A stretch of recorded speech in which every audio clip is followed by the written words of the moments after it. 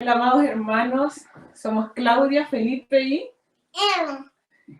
Queremos saludarles en el amor del Señor, agradecer la invitación que nos ha hecho la iglesia en este día para acompañarles en la predicación. Para nosotros es un gusto volver a estar en casa. Para los que no nos conocen, hace 2 años y medio aproximadamente nos vinimos a Santiago a estudiar en obediencia al llamado del Señor, ¿cierto? Pero también con la aprobación y, ¿cierto? Y la motivación de nuestra iglesia, la llamada Primera Iglesia Bautista. Así que muchas gracias, pastor, muchas gracias equipo por habernos invitado. Felices de estar hoy en esta mañana, ya quizás tarde, con ustedes. Buenas tardes a todos y todas. Y bueno, vamos a comenzar la predicación de hoy. Y esta tiene por tema, por nombre, Gracias para perdonar. ¿Ya? Está basado en el libro de Lucas, capítulo 6, del versículo 37 al 42.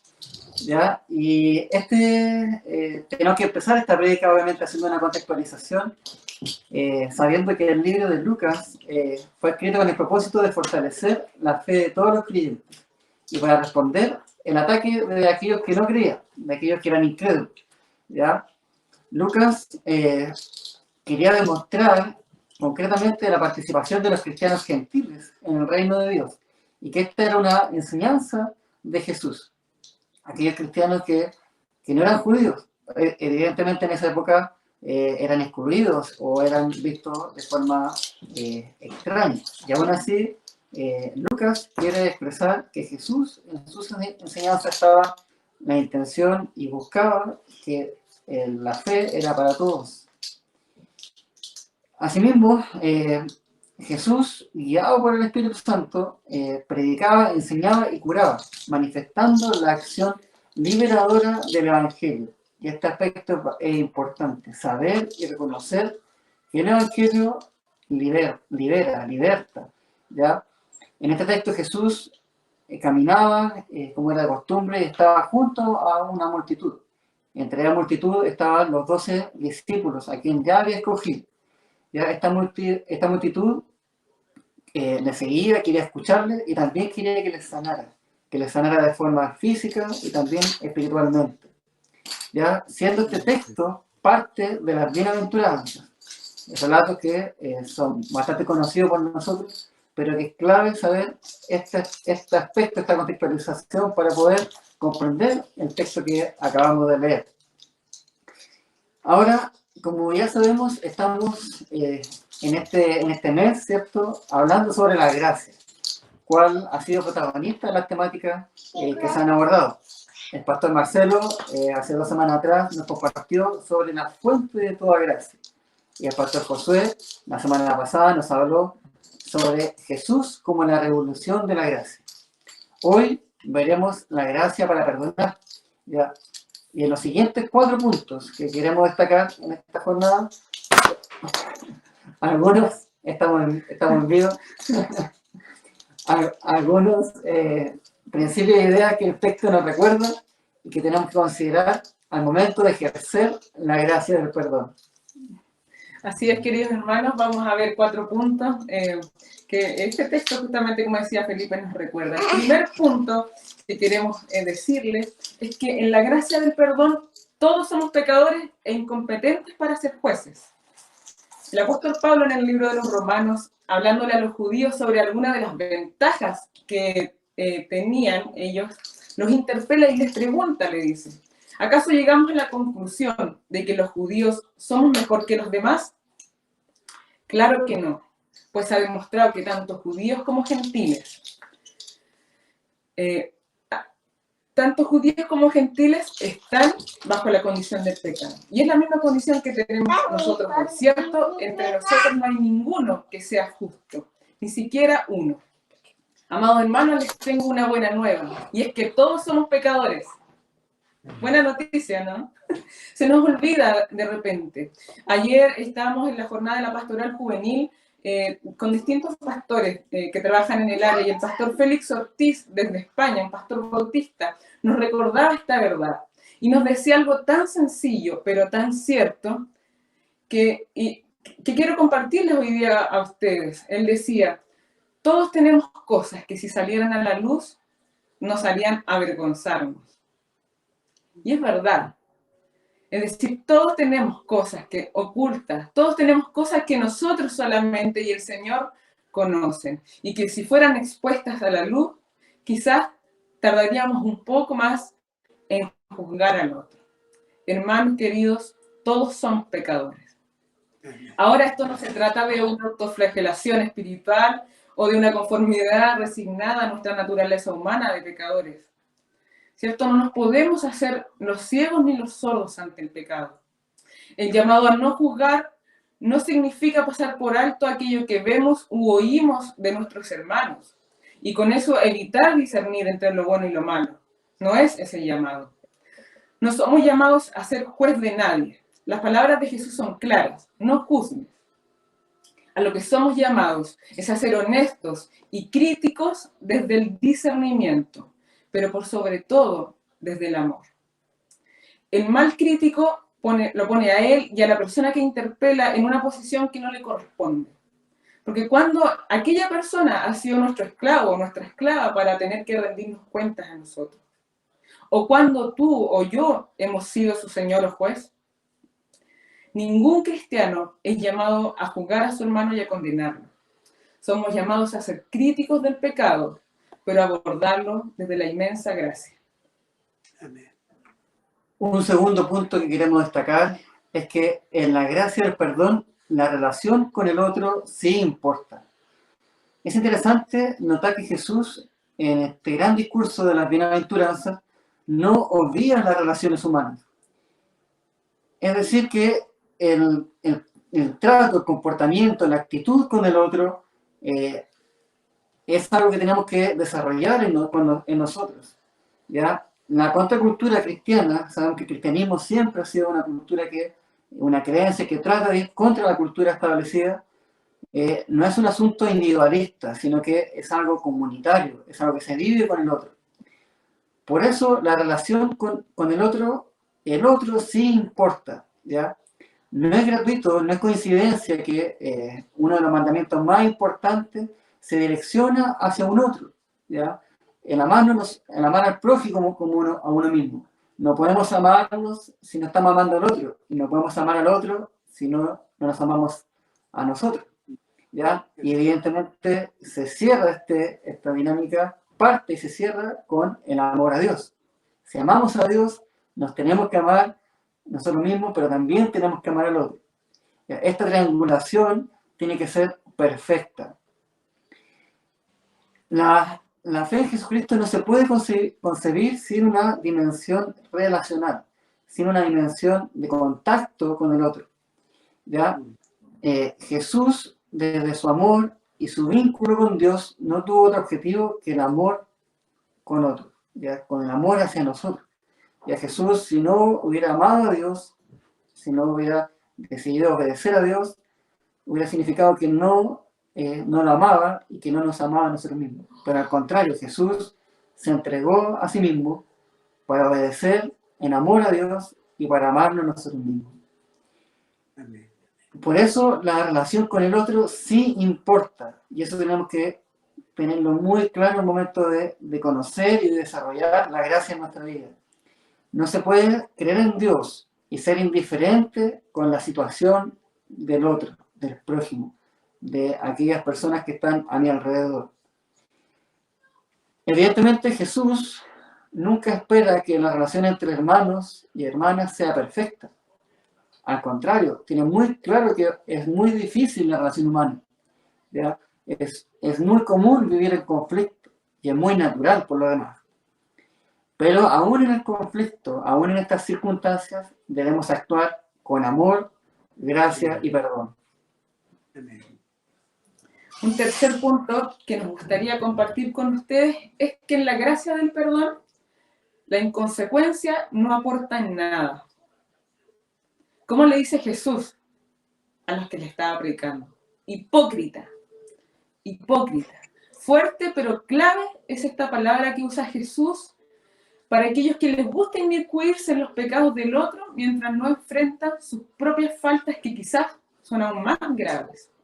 Lamentablemente, hermanos, nosotros tenemos la tendencia a exagerar los errores de los demás y quizás a justificar o quitar la gravedad de los nuestros. Incluso pareciera ser que a veces disfrutamos de la corrección del pecado en el otro, pero estamos viendo que ese pecado es el nuestro. Y disfrutamos cuando se corrige en el otro, mientras nosotros no sufrimos ese juicio condenante. La hipocresía a la que se refiere Jesús en la metáfora de la astilla y la viga es la peor de todas. Es la peor de todas porque refleja una intención de ayudar celosa y compasiva, incluso nos muestra bondadosos ante el otro. Sin embargo, solo es una máscara que oculta nuestro deseo de crecer en una moralidad que no tiene moral. Esta inconsecuencia no aporta nada en el reino de los cielos. Antes de pensar en juzgar a tu hermano, examina tu vida primero. Solo aquel que es capaz de corregirse a sí mismo puede ayudar a otro. Amén, amén. Y el cuarto punto que queremos destacar en esta predicación es la gracia, amor y perdón. Conceptos que evidentemente son bastante conocidos en nosotros, ya en nuestra tradición de fe, pero que muchas veces nos cuesta darle vida y aplicación en lo cotidiano. La gracia significa el amor sin medida de Dios, un amor sobreabundante, un amor que no tiene parámetros, no tiene límites, y eso a veces pareciera que se nos olvida. Le invitamos que en este momento puedas pensar en tu vida, recordar algún episodio oscuro de tu vida donde hayas cometido algún error, algún pecado en el cual te hiciste daño a ti mismo, hiciste daño al otro. Todos yo creo que podríamos recordar algún episodio así, un error que si lo miramos ahora diríamos, ¿qué hice? ¿Por qué hice esto? ¿Por qué le fallé así a Dios y por qué le fallé así a los otros y a mí mismo? Date un segundo para pensar en eso. Aún en ese momento, el Señor te amó y te ama. Aún en ese error, aún en ese pecado que tú cometiste, el Señor, a través de su inmensa gracia, demostró su amor en esa circunstancia y la sigue demostrando hasta el día de hoy. Cuando asumimos nuestra situación y reconocemos las faltas que hay en nosotros, no debiera ser difícil comprender que por gracia somos objetos del amor de Dios y que con ello recibimos el amor y el regalo de lo inmerecido. La gracia viene de Dios y la experimentamos entre nosotros solo cuando habita el amor de Cristo. La gracia que nosotros tenemos proviene de Dios y solamente la podemos demostrar cuando estamos en Él, cuando reconocemos el amor de Cristo y reconocemos su gracia en nosotros. La gracia de Dios es la fuente de toda gracia. Solamente ahí podemos compartir la gracia, porque no nace de nosotros, sino del amor inmerecido de Dios. Cuando creemos que amamos porque somos buenos, porque amamos porque somos simpáticos, porque tenemos una vida intachable, cuando creemos que nosotros somos los jueces de los demás, es cuando tenemos complicaciones en nuestra fe. Pero cuando hacemos el ejercicio constante de recordar que por la gracia de Dios es que tenemos esperanza, esa misma gracia, ese mismo amor podemos compartir con los demás. Y no solamente con los demás, sino que también con nosotros mismos. El amarnos, el sabernos que dependemos de la gracia de Dios, nos permite levantarnos y salir adelante en fe y en esperanza. Por lo tanto, pagamos bien por mal. No pagamos mal por mal. ¿Ya? Esa es la idea de recibir algo inmerecido. Que a pesar de las circunstancias, a pesar de la maldad que pueda haber a nuestro alrededor, que podamos estar viviendo, nosotros nos esforzamos por pagar, por dar el bien, por dar amor, por dar gracia.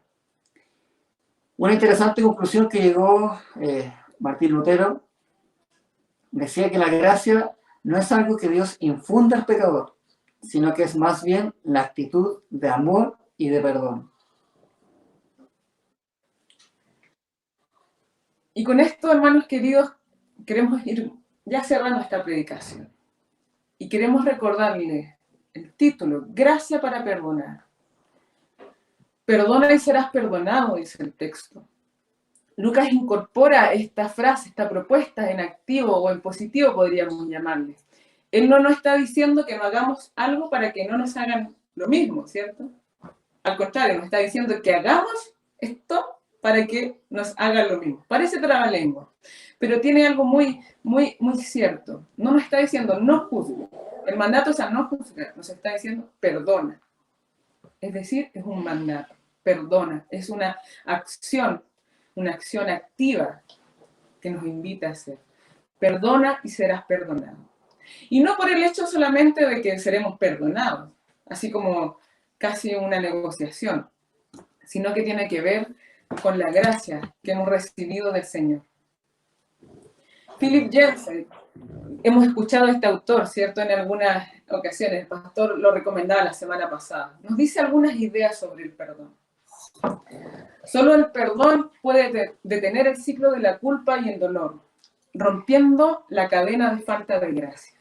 Cuando hay falta de gracia en nuestra vida, es difícil dar el perdón.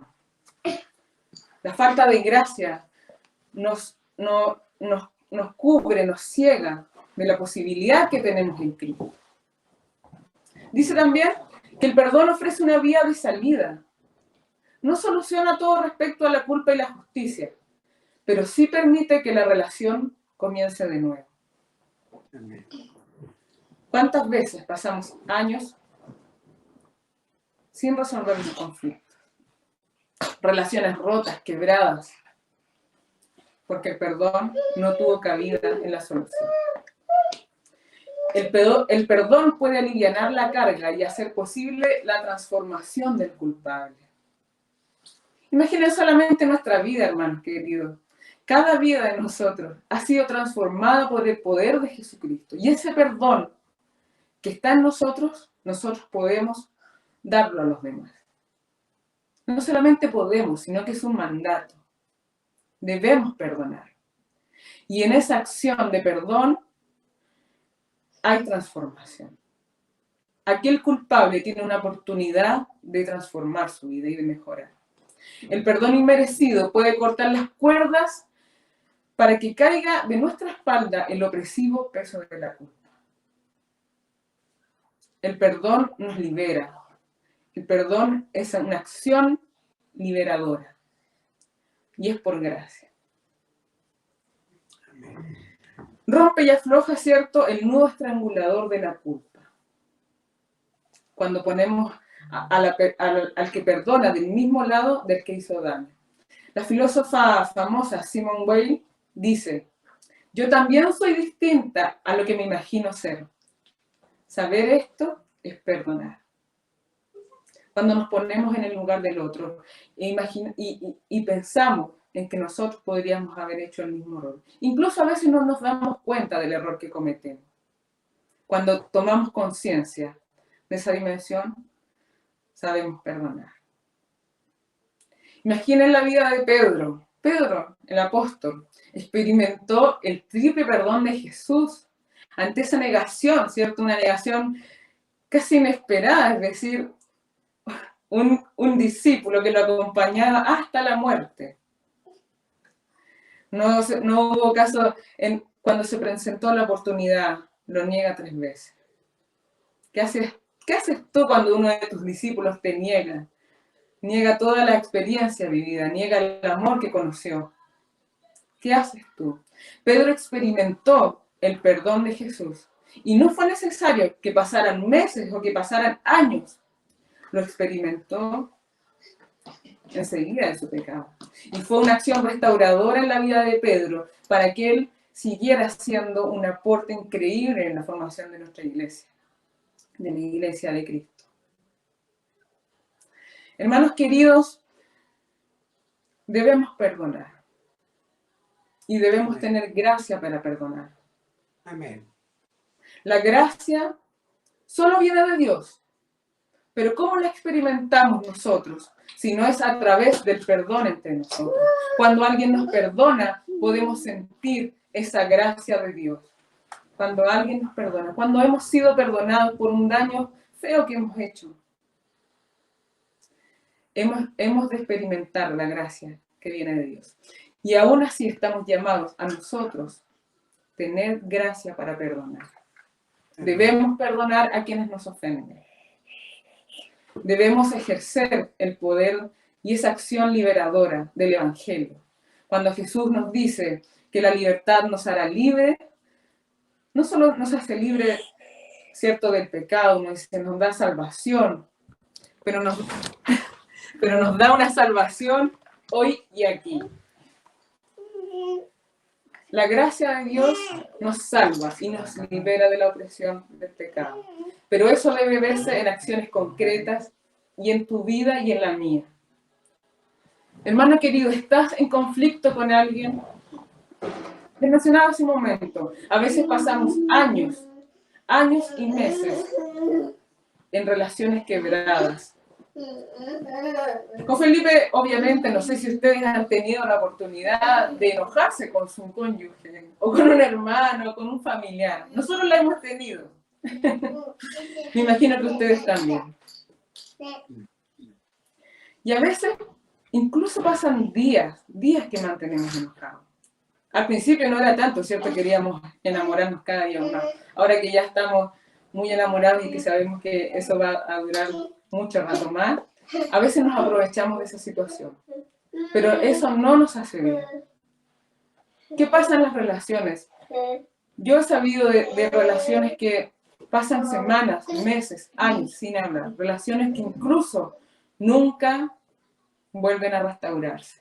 Solo porque no hemos permitido que la gracia de Dios que conocemos actúe en nuestra vida y se proyecte para el otro. Hermano querido, ¿debes pedir perdón?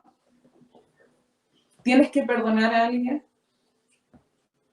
En esta mañana, tarde ya, te queremos invitar de todo corazón a que hagas una reflexión con discernimiento y que con la ayuda del Espíritu Santo puedas responder a estas preguntas. ¿Debes pedir perdón? ¿Tienes que perdonar a alguien? La fuente de toda gracia es la gracia de Dios. Y esa gracia está en nosotros. Debemos ocuparla para perdonar. Que el Señor nos bendiga. Les invito ahora. Amén. Amado Padre Celestial, danos de tu gracia y ayúdanos a comprender en lo más profundo de nuestro corazón, de nuestros pensamientos, de nuestra razón, la profundidad, Señor, de lo que significa el perdonar. Ayúdanos a comprender el impacto liberador, el impacto de amor que significa ser perdonado, porque ahí te conocemos a ti. Ayúdanos a ser agentes de gracia para el otro. Ayúdanos a restaurar vidas a través del perdón. Y ayúdanos también, Señor, a restaurarnos a nosotros mismos cuando nos perdonan. Queremos pedirte que esta reflexión, Señor, pueda calar en nuestros pensamientos y que podamos llevarla a la vida práctica, a la vida que todos conocemos en intimidad y que tú conoces mejor que nadie. Perdónanos, Señor. Perdónanos por no perdonar y no cumplir tu mandato. Y ayúdanos, Señor, a ser agentes de transformación. En el nombre de Cristo Jesús. Amén.